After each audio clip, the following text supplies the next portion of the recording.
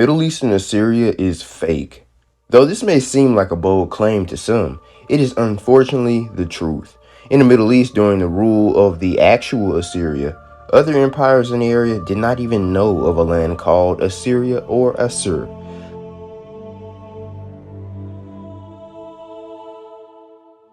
The ruling elite has made it their mission to completely deceive the world of its history, then confusing and conflicting geography even from the time the Library of Alexandria was burned.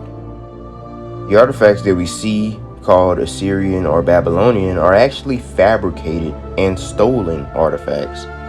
The artifacts that are labeled Assyrian, for the most part, don't even look Shemitic. They have the exact phenotypes of white Europeans.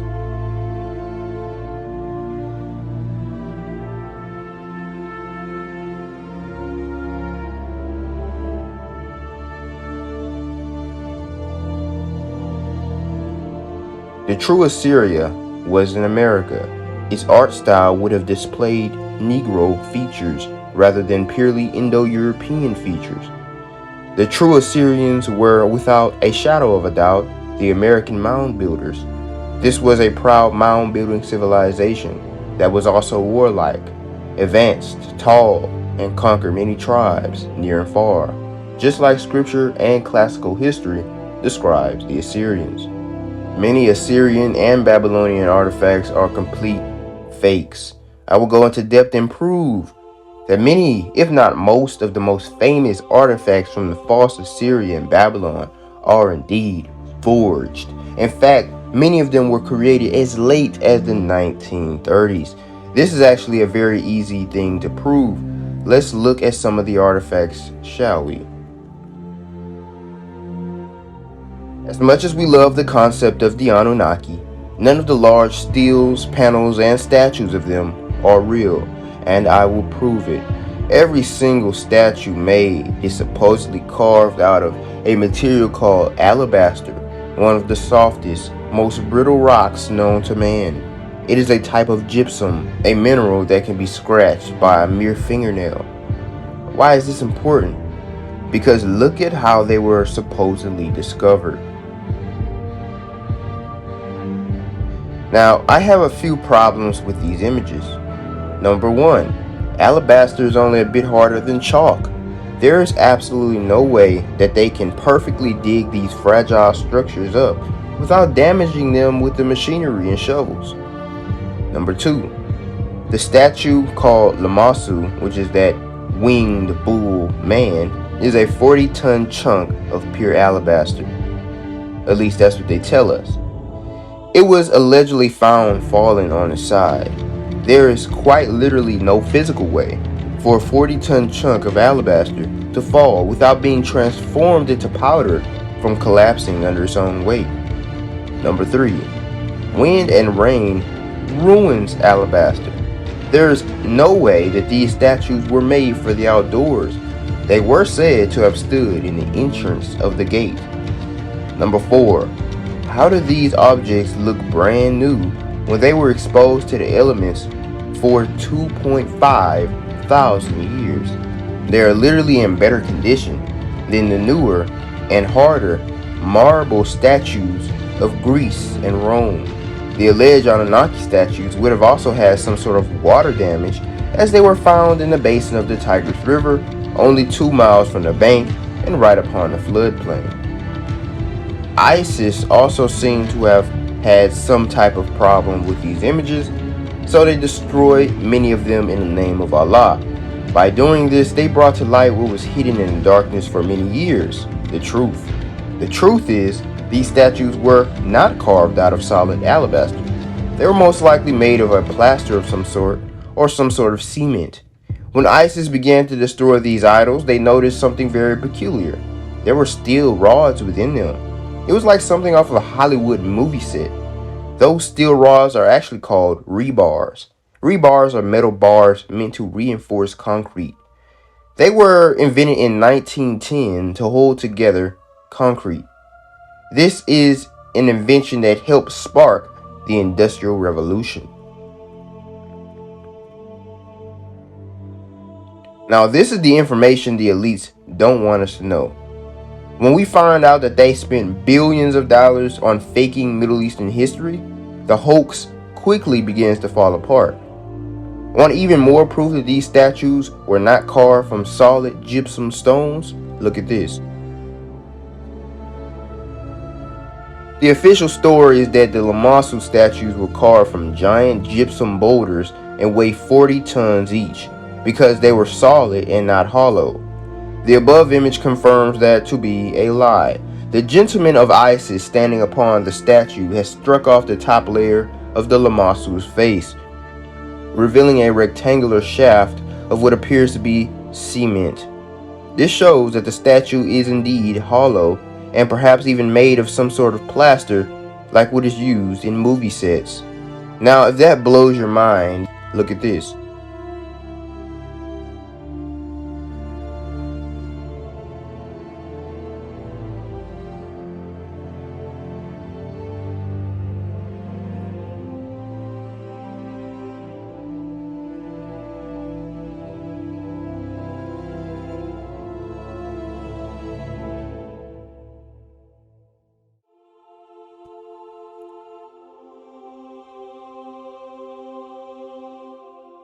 Now look at this image of an ISIS member destroying a graven image in the temple of Hatra. But what's that in the top left corner? Is that a hot rolled structural steel beam or a C-beam sticking out of the temple? Steel beams were invented in the late 19th century and brought about the Industrial Revolution. This palace is said to date back to the 3rd century BC. But here's the thing, in the 3rd century BC, no one used C-beams to build temples. The only artifacts of claimed Mesopotamian stock that we can conclude to be authentic are smaller artifacts like cuneiform tablets, small murals, some small stills, pottery, and jewelry. These would have been taken from America and relabeled as Mesopotamian. With close examination of the image, we can clearly see that the jewelry and pottery are of American stock. The artifacts are made out of solid copper that has been deoxidized with a salt scrub to look brand new. During this time in the Middle East, copper was extremely rare and had to be mixed with other trace minerals like iron or tin to make things like brass and bronze. Sometimes they even would mix copper with gold to make things like rose gold. But we know that the Americas produce more copper than anywhere else on Earth, specifically Utah, which has the largest copper mine on the planet. And America's Great Lakes just so happen to be the hotspot for copper artifacts, having more copper artifacts found in that region than anywhere else on Earth. But here's the thing, no country in the Middle East produces copper, at least not enough copper to trade.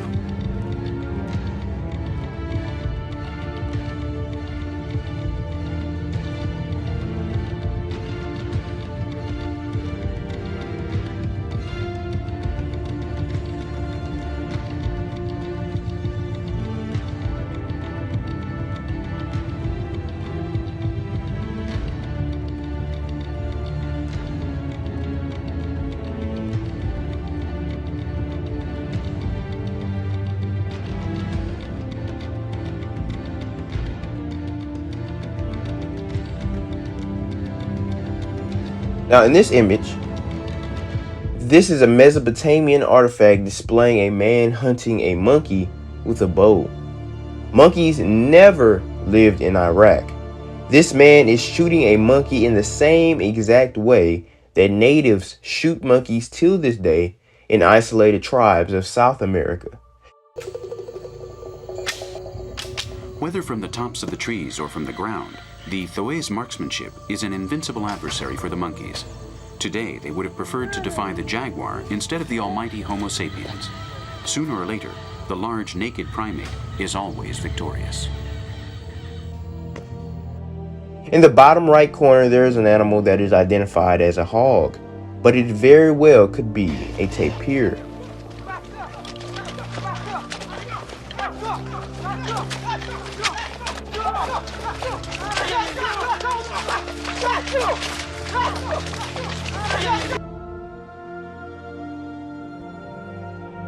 Nineveh. Nineveh was a very important city of the ancient past. It may have been the main trading point between Assyria and Babylon. Given the biblical account, we can conclude that Nineveh was the largest city to ever exist. According to Jonah 3:3, Nineveh was either 3 days walk in diameter or 3 days walk in circumference. If the city was a 3 days walk in diameter, it would be the largest city in history, even larger than the greatest cities of the world today. A 3-day journey is approximately 107 miles, but at least 72 miles depending on the walking speed and terrain. If the city were round, the circumference of the city would be more than 300 miles around. To put this into perspective, that is the same circumference as the bulk of the lake Haran. Let's look at the archaeological site that they call Nineveh today. As you can see, this area is way too small to be the biblical Nineveh. It is only 40,770 feet around. That's only 7.72 miles. This would take only 4 hours for an experienced walker to walk around and only 1 to 2 hours to walk across. This city was recently built because, it's fake. Now let us look at some biblical prophecies concerning the state of Nineveh in current times. The book of Nahum goes into depth on the tribulations that the city of Nineveh will soon face. It details everything from famine to war to mass flooding. Zephaniah chapter 2 and 13 states that the land of Nineveh will become dry and barren. Due to the fact that there are so many things that are said to happen to the city of Nineveh, it can be concluded that these things happen in stages. Realistically, the first thing that would happen to the city is that the land would become dry due to drought. Then that would lead to famine, and when the city could no longer pay tribute to the king's army besieged it, made war against it, and led away captive. Once the city was weakened all these ways, Yah would send a great flood that would greatly flood out the city, as we can see in Nahum 1 and 8 and Nahum 2 and 5 through 8. Because Nineveh was, according to biblical description, larger than Jamaica, if any flood completely wiped out the city, those flood waters could still be lingering on earth today because, it would have probably formed an abnormally large lake. I have pretty good reason to believe the remains of Nineveh are found under one of the Great Lakes. Under Lake Michigan, several man-made objects from the ancient past can be found, such as a mastodon inscription under a rock.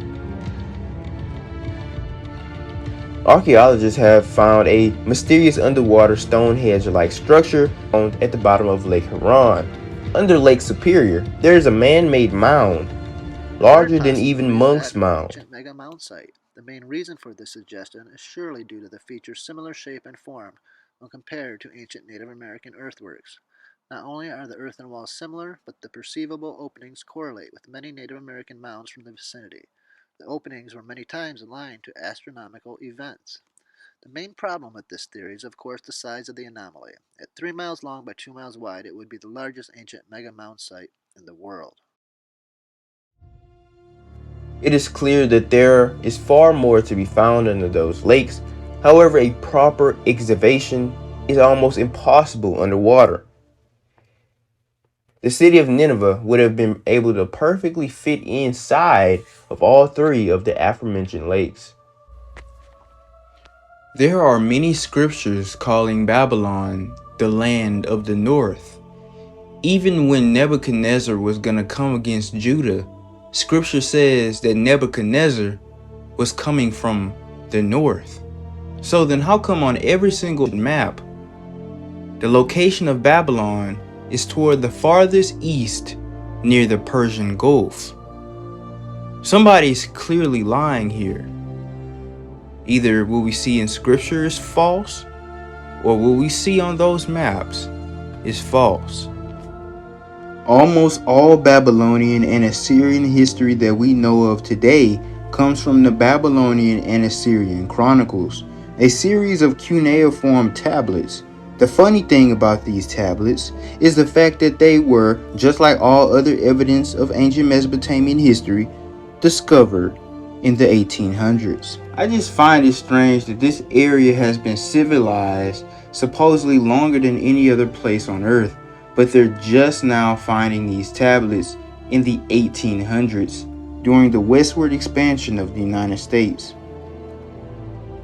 All of these tablets were discovered during unknown excavations in the 1800s. Is the location of the origins of these tablets truly unknown, or are they just classified and therefore unreleased to the public? Doesn't it seem suspicious that over 100 tablets with some of the most important ancient history known to man were all discovered in unknown locations?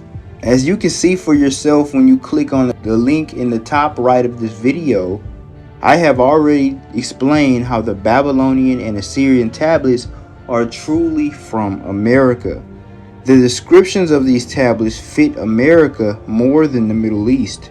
These tablets match American geology, etymology, as well as biblical cartography, superior to what is presented to us as Mesopotamian. One tablet even goes as far as to depict a map that perfectly resembles the Louis Babel Ecological Reserve in Quebec. Remember, this is the true location of the Tower of Babel. This same tablet details the gods creating the earth, then flooding it. After this, it mentions Nimrod, whom the Babylonians called Sargon, ruling over the tribes of the earth. There's a wise saying that goes like this: if it doesn't make sense, then it's simply not true. And the curriculum that we're taught about the Middle East simply just does not make sense. In the 1960s and 70s, a Christian priest known as Father Crespi in Ecuador became famous for some artifacts that were given to him by the indigenous people of South America.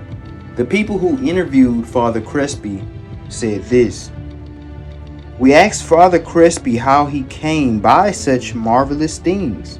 He said he headed the local parish over 50 years after studying at Italy's University in Milan, where the subject of archaeology had caught his interest. Following graduation, he became a priest and was assigned to Ecuador's beautiful city of Suiza to work among the Indians. In time, he came to love them. Moreover, in South America, he had opportunity to further his archaeological interest. To his great surprise and delight, the religious celebrations over which he presided brought a host of Indians bearing gifts to the kind man who performed baptisms and marriages and was their friend in trouble. Aware of Father Crespi's enthusiasm for archaeology, the grateful Indians brought him ancient objects long hidden in the jungle. He was a private person with a big heart and a deep interest in the past. Where and how do the Indians find these incredible things, we wondered. Oh, they just get them from the caves and subterranean chambers in the jungles, he answered in an offhand manner. There are over 200 kilometers of tunnels starting here in Suiza. They run from the mountains down to the eastern lowlands near the Amazon. Now, why is this important? This is important because Father Crespi had an archaeological collection of ancient Egyptian, ancient Sumerian, Babylonian, Assyrian, and things beyond identification. Most of the things that he had were made out of pure gold, which shows that these are not forged because nobody fakes artifacts with gold. But among these artifacts is the same lamassu that they show us today in the Middle East. This is a small trinket, an idol made out of solid metal. There was also another Mesopotamian god in his collection with the head of an eagle. The same thing that we can also find in the Middle East. But remember, like I told you, the ones in the Middle East are indeed fake. I think we checked it already, is an original, but there is the same statue, the same form in the British Museum.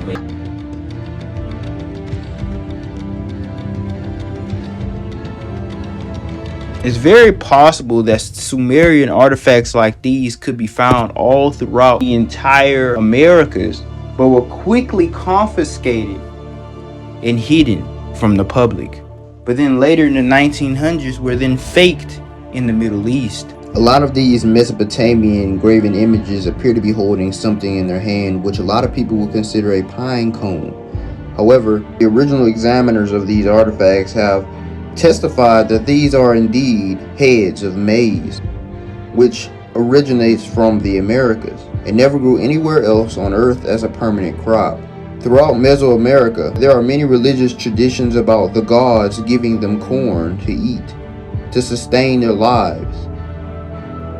So it is clear and very obvious that these artifacts come from America and not from the Middle East, especially if he's holding a plant that only grew permanently in America and nowhere else on earth. So they use American artifacts as models to create the things that we see in the Middle East. Isn't it ironic that Father Crespi's museum, full of artifacts, later was burned to the ground in the 70s? His museum was burned to conceal the evidence that the true old world and the true Atlantis is in America. In modern Persia, there are many statues, inscriptions, and other architecture supposedly left behind by the Persian Empire. But if the Persian kings mentioned in scripture truly lived in the Middle East, then show me one body of any ancient Persian king. There are many tombs built for the death of multiple kings, but archaeologists have never shown the coffins inside of the tombs, nor have they shown us the bodies of any of these kings like they are broadcasted to the world, the dead body of almost every Egyptian king. Neither can they show you any Assyrian king or Babylonian kings for that matter. Other kingdoms buried or cremated the dead. But if the Persians use tombs like they say, then show us a mummy. They can't even show us one mummy of any Persian king. And they have all these tombs. You can travel to the tomb of Cyrus. You can travel to the tomb of Darius. You can travel to the tomb of Artaxerxes. But guess what? Out of all of these tombs, guess how many mummies that they have shown? 0. Not only that, but several tombs like the tomb of Cyrus continues to get reconstructed and renovated, which basically means that it's fake to begin with.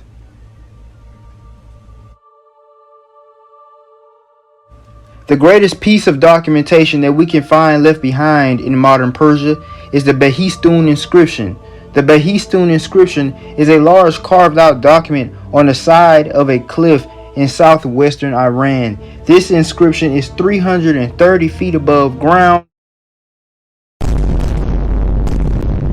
49 feet tall, and 82 feet wide. How did the ancient scribes even get this high up to engrave this in the first place? It seems kind of counterintuitive for the king to instruct them to make something so high up that nobody could even read it. There is a life-size depiction of Darius I with men in front of him bound up as prisoners of war. All around the image are large engraved panels of cuneiform writing.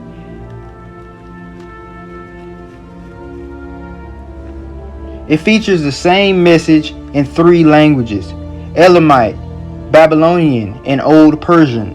They admit that King Darius' beard was added on later and it was attached with iron pins. But how did they know what material is used to attach it when the material is not even visible from the outside? Maybe because they're the ones who attached it in the first place. I don't know. When the first images of the Behistun inscription were taken to Europe for investigation in the 1800s, it was in perfect condition. There were few cracks and scratches at all on the artwork. Then, during World War II, soldiers began to use the inscription as target practice, according to Wikipedia, and that's why it's full of cracks today. There's a few things about this that is simply nonsensical to me. Number 1, if soldiers use this inscription as target practice, it will be in a lot more damage than what it appears to be, especially considering the fact that it is carved into limestone, which is a relatively soft stone. It's much harder than alabaster gypsum, but still soft enough to completely disintegrate in the contact of actual bullets. Apparently there is a bullet hole right in front of King Darius's nose, but with close examination, it is obviously not a bullet hole. The hole points downward. If soldiers were on the ground shooting at this inscription, the bullet hole could not possibly end up pointing downward in the inscription. It would actually be pointing upward. And with even closer examination, we can see that there is something round at the bottom of it, almost like a piece of metal or maybe a rebar, possibly to connect this slab to the cutout that they put inside of the cliff. It also seems like they're using the target practice excuse so we can think that the artifact recently got cracked because of the soldiers. They know that the earliest depictions of the inscription shows a perfectly intact, minimally damaged artifact. Therefore, it would look completely fake if it recently got cracked within the last 150 years, knowing that this inscription is actually 2,500 years old in total. So basically, for 2,300 years, this inscription remained perfectly intact, but all of a sudden in the last 150 years, it got all cracked up and damaged. No one would believe that. So they had to put the blame on something, but they could not put it on natural weathering and erosion. But what I can tell you is, yes, over the last 150 years, it did naturally weather and erode because this is recently man-made. Now, number two, other than the cracks and scratches that we can find on the surface of this inscription, this artifact actually looks pretty good. Very few things are weathered away so much that we cannot see them. The features of the people still remain perfect quality. The feathers of the wings and tails of the deity at the top are in great detail, and the writing all around the inscription are in great detail and can be read with ease. Ironically, out of all cuneiform tablets that we have ever found throughout history, these can be read easier than almost all others. The writing on the wall should just be completely illegible by now, just because of how long it's been sitting out in the elements. This inscription is carved into limestone. Scientifically speaking, limestone exposed to the elements dissolves at about 1/20th a centimeter every 100 years. The inscription is around 2,537 years old. So according to my calculations, 2,537 divided by 100 equals 25.37. 25.37 divided by 20 equals 1.3. That means it should have dissolved 1.3 centimeters over the past 2,537 years. 1.3 centimeters is equivalent to 13 millimeters. This is more than the width of a fingernail. If this amount of limestone would have eroded away from the inscription, there would absolutely be no way it would still be able to be read to this day and still appear in perfect condition in the 1800s. The Sphinx and the pyramids of Giza are only twice as old, and they are much more noticeably weathered and eroded. They are also made out of limestone. So you would expect the Behistun inscription to at least have half the damage. In fact, the amount of weathering and erosion of the Sphinx compared to the inscription is not even a decent ratio. They are clearly not decaying at the same rate. But the crazy thing is, this part of Iran gets more rain than Giza in Egypt. Therefore, naturally, the Behistun inscription should decay at a much faster rate than the Sphinx in Egypt. The Sphinx in Egypt is only like 2,000 more years away from being confused with a natural land formation. Many Egyptian statues are also fake. However, the Sphinx and pyramids are definitely real. But speaking of Egypt, the majority of the monuments and great statues that you can find in Egypt today are indeed fake. Don't get me wrong, there was an Egyptian society in that area, but the majority of the architecture simply just no longer exists. It was either weathered away or buried under the sand. So in order to make this place seem more intriguing as a historical site, they had to fake a lot of architecture and artifacts. In reality, the only remains of ancient Egyptian society that was left in Egypt were the Great Pyramids, a few tombs, and the Sphinx, which was also buried under the sand for the most part. Just like many of the Mesopotamian statues, we can also find more rebars and metal armature in the so-called ruins of Egypt. This is an image of the Karnak temple. As you can see, there's metal armature and rebar sticking out all over the place, because this palace is still under construction like a Hollywood movie set. During this quote-unquote excavation, they had to construct a railway in every spot that they were excavating. If you think about it, that makes absolutely no sense at all. Why would they need to construct a railway just to dig up a city? Oh, you may think, oh, they needed to put the dirt in the trolley to move it away so they can continue to dig up. But if you look at this image, they're not putting any dirt in the wagon. They're putting bricks, because they're bringing the bricks to the site, not away from the site.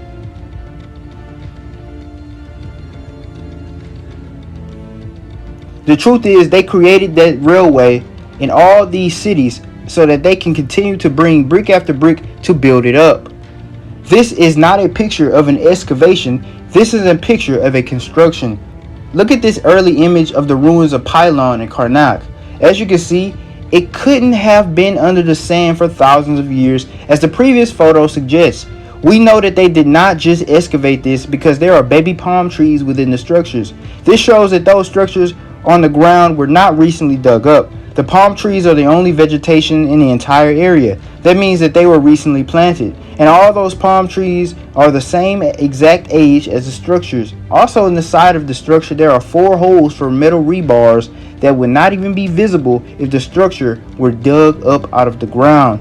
Now let's look at a more recent photo of this same structure. From another angle, we can see those same palm trees are now fully grown adults. Also, there's a lot more vegetation than previously. Now look at this photo of the same structure. As you can see, there's a crane above it.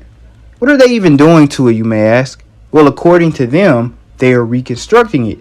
And here's this image of some of Egypt's most famous statues, the Abu Simbel statues. In the 1960s, when the Dam of Aswan was being constructed, they had to deconstruct the statues and move them. Pay attention to how easily they took apart the statue.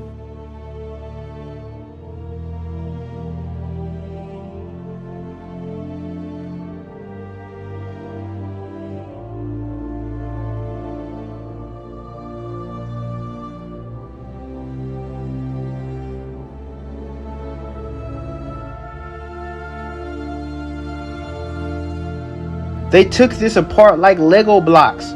They knew how to take the blocks apart so easily because they were the ones that put them together in the first place. And here's a close-up of the head of one of the statues on the ground, and as you can see, there are those holes again. Are those the outlines of blocks on the head of this statue?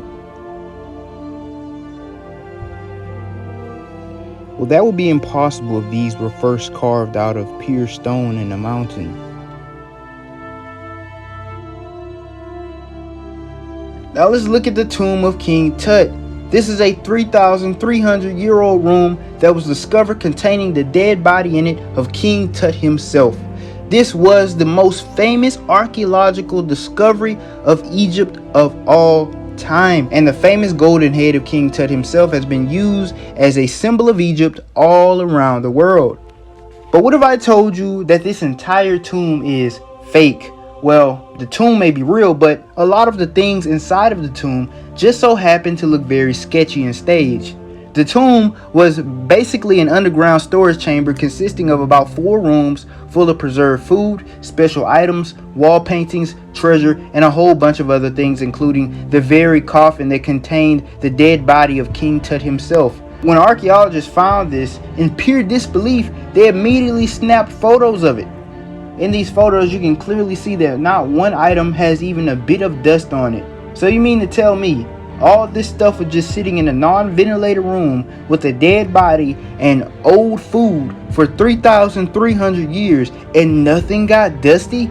Everything should be literally coated in dust as if it just snowed in there. But as you can see, these artifacts still look like a brand new Lambo. However, there have been lots of authentic Egyptian artifacts found in modern Israel, more than the Hebrew artifacts found in Israel. According to scholars, Egypt ruled the Levant for nearly 300 years. Egypt began to conquer the Levant in 1550 BC, and around 1458 BC, Thutmose III conquered all of the Levant and put it under Egyptian control for the next 150 years. This is around the same time Joshua and his armies began to conquer the Holy Land. But no scripture says that we had to fight the Egyptians for the land. Now get this, 300 Egyptian artifacts were found in one cave in the Negev desert. That's 300 Egyptian artifacts coming out of one Israeli cave. And so imagine how many artifacts total from Egyptian origin were just found all throughout modern Israel. Is a blood purifier, is a full body tonic. It also reverses liver damage. It boosts liver function. The liver's function is to purify toxins out of the blood, and it helps do that. It also allows you to absorb nutrients from your food way better. If you take sarsaparilla root with other herbs, it'll allow you to absorb the nutrients from those herbs a lot more efficiently. Sarsaparilla root has been used for skin health, eye health, and immune health. It boosts the sex drive and also allows you to flush out toxins from your sweat and your urine a lot more efficiently. It lowers blood sugar and reduces insulin resistance. It is anti-inflammatory, anti-cancer, and it has the highest level of saponins found out of any plant. Saponins flush out lipids from the blood and declog arteries.